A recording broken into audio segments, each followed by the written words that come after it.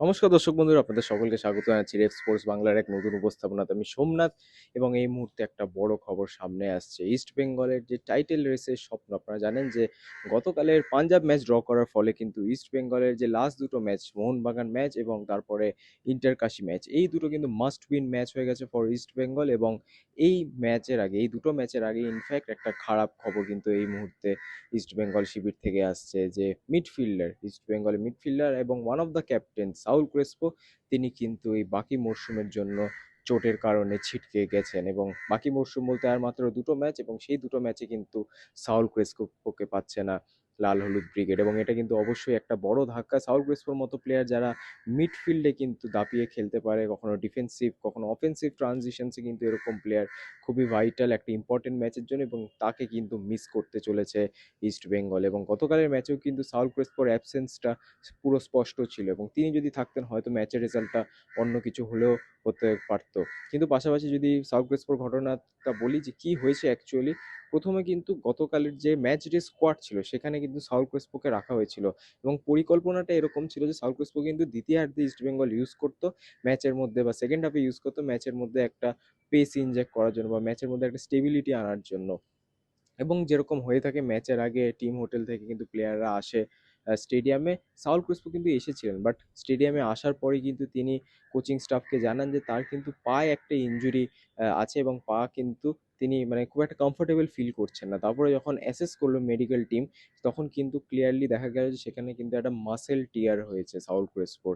এবং সেখানেই কিন্তু তখনই ডিসিশন নেওয়া হয় যে সাউল ক্রেসপোকে আর রাখা ঠিক হবে না সেই জায়গাতে, এবং তাকে কিন্তু হোটেলের উদ্দেশ্যে বা তার বাড়ির উদ্দেশ্যে কিন্তু রওনা করে দেওয়া হয়। এবং আজকে কিন্তু মেডিকেল টেস্ট হওয়ার কথা সাউল ক্রেসপোর, এবং সেটা রেজাল্ট এখনো এসেছে কি আসেনি সেটার খবর আপাতত নেই আমাদের কাছে। কিন্তু চোটের গুরুতরটা দেখে কিন্তু দেখে বোঝাই যাচ্ছে যে সাউল ক্রেসপো কিন্তু যে বাকি দুটো ম্যাচ আছে সেই দুটো ম্যাচে খেলতে পারবে না। এবং মোস্ট প্রবাবলি যে গত দুটো ম্যাচ ছিল যেখানে ইস্ট বেঙ্গল খেলেছিল পুরো দমে, প্রথমে চেন্নাই ম্যাচ, তারপরে বেঙ্গালুরু ম্যাচ, তারপরে মুম্বাই ম্যাচ, ওড়িশা ম্যাচও ইনফ্যাক্ট, সেই কয়টা ম্যাচে কিন্তু সাউল ক্রেসপোকে বড় দায়িত্ব নিয়ে খেলতে হয়েছিল, এবং সেখানেই কিন্তু পরপর ম্যাচ খেলার জন্য তার কিন্তু একটা ইনজুরি হয়, এবং সেই কারণেই কিন্তু গতকালের ম্যাচও তিনি খেলতে পারেননি, এবং যে আগামী দুটো ম্যাচ সেটাও কিন্তু খেলতে পারবেন না সাউল ক্রেসপো। এবং পাশাপাশি এই যে এই ঘটনাটা ঘিরে কিন্তু বেশ বিরক্তি প্রকাশ করছে ইস্ট বেঙ্গল ম্যানেজমেন্ট, যে প্রত্যেক বছর এই সেম জায়গায় এই একটা ক্রুশিয়াল ফেজ আসে, সেই ফেজের আগেই কিন্তু সাউলের এরকম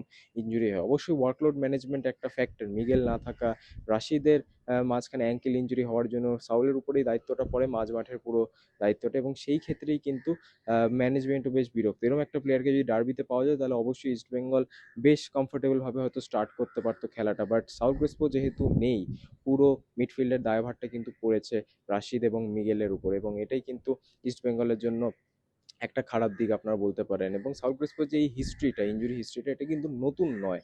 এই সিজনে যদি আপনারা দেখেন তাহলে কিন্তু একদম প্রথমের দিকে জামশেদপুর ম্যাচ, তারপরে কেরালা ম্যাচ, গোয়া ম্যাচ, সেই ম্যাচগুলোও কিন্তু সাউথ ক্রিসপো মিস করে, এবং সেই কারণে ইস্টবেঙ্গল সেখানে কিন্তু 7টা গুরুত্বপূর্ণ পয়েন্ট লুজ করেছে আপনারা জানেন। এবং গত মরশুমেরও যদি কথা বলি সেখানেও কিন্তু একই ছবি।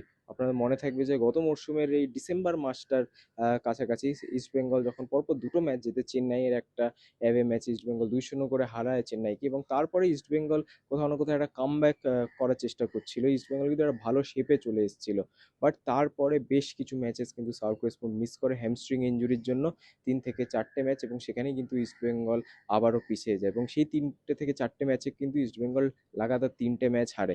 তো অর্থাৎ সাউল ক্রেসপো থাকা না থাকার সাথে কিন্তু ইস্টবেঙ্গলের যে পারফরমেন্স সেটার কিন্তু একটা ডাইরেক্ট কানেকশন আছে। সাউথ ক্রেসপো থাকলে কিন্তু ইস্টবেঙ্গল ভালো খেলে, ম্যাচ জেতার মধ্যে থাকে, কিন্তু না থাকলে কিন্তু তার যে অভাবটা সেটা ইস্টবেঙ্গল কোনোভাবে পূরণ করতে কিন্তু পারে না, বা ইস্টবেঙ্গলের বেঞ্চ স্ট্রেংথে যতজন প্লেয়ার আছে তারা মিলে কিন্তু সাউথ ক্রেসপোর যে অভাবটা সেটা কিন্তু কোনোভাবেই ঢাকতে পারে না, এবং সেটাই কিন্তু একটা মেজর ফ্যাক্টর। সেম জিনিসটা আমরা গতকালও কিন্তু ম্যাচে দেখেছি যে সাউথ ক্রেসপো যে ওয়ার্কলোডটা নেয় সেটা কিন্তু বাকিরা নিতে পারে না। এবং পাশাপাশি নাওরেম মহেশ সিং, তিনিও কিন্তু চোট পেয়ে ছিটকে গেছেন, তারও কিন্তু তিনি যদি থাকতেন হয়তো কিছুটা কভার আপ করা যেত, বাট তিনি নেই, সেটা কিন্তু আরও একটা বড় প্রবলেম ইস্ট বেঙ্গলের জন্য। এবং ডার্বির আগে অবশ্যই একটা বড় ধাক্কা ইস্ট বেঙ্গল শিবিরে, যদিও আর বাকি প্লেয়ার নিয়ে যাদের ইনজুরি আপডেট সেরকম আপাতত নেই আমাদের কাছে, বা তাদের ইনজুরি আপডেটটা অতটাও বেশি কিছু সিরিয়াস না, আশা করা আছে তারা অবশ্যই ডার্বি খেলবেন। বাট সাউথ ক্রসফোর্ড কিন্তু এটা একটা major blow for East Bengal. এবং অস্কার ব্রুজেনের স্ট্র্যাটেজি কী হবে ডার্বিতে? মিডফিল্ডে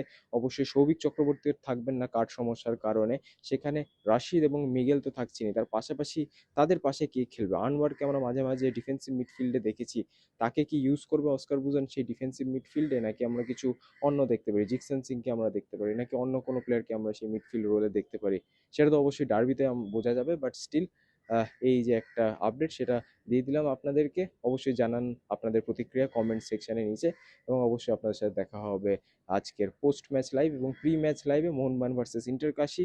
সেই ম্যাচের প্রি ম্যাচ লাইভ আপনারা জানেন 7টা থেকে হবে, সন্ধ্যে 7টা থেকে, এবং post match live after the match অবশ্যই জয়েন করতে ভুলবেন না। এরকম আপডেটসের জন্য অবশ্যই চোখ রাখুন রেড স্পোর্টস বাংলা পর্দায়। আরও এরকম আপডেটসের জন্য অসংখ্য ধন্যবাদ ভিডিওটা দেখার জন্য। আবারও আপনাদের সাথে দেখা হবে পরবর্তী ভিডিওতে। ততদিনে ভালো থাকবেন, সুস্থ থাকবেন এবং নমস্কার।